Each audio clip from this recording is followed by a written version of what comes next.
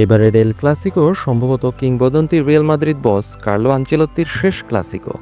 ডাগআউটে এই নিপাট ভদ্রলোকের উপস্থিতি একজন বার্সা ফ্যান হিসেবে বলছি, আমি সত্যি মিস করব।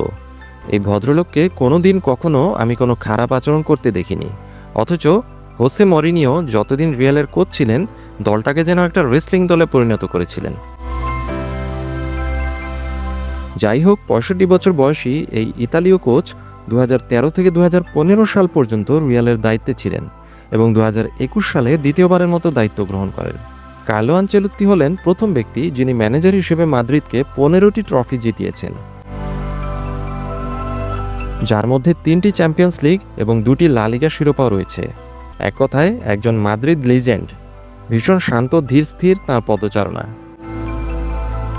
রিয়াল মাদ্রিদের হয়ে ১৬তম শিরোপা জয়ের এটিই তাঁর শেষ সুযোগ।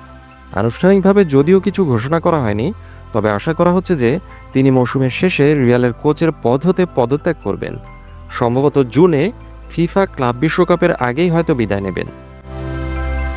বেয়ার লেভারকুজেনের দায়িত্বে সফলতার পর লিভারপুল এবং রিয়াল মাদ্রিদের প্রাক্তন মিডফিল্ডার জাভি আলোনসো তার স্থলাভিষিক্ত হবেন বলে আশা করা হচ্ছে।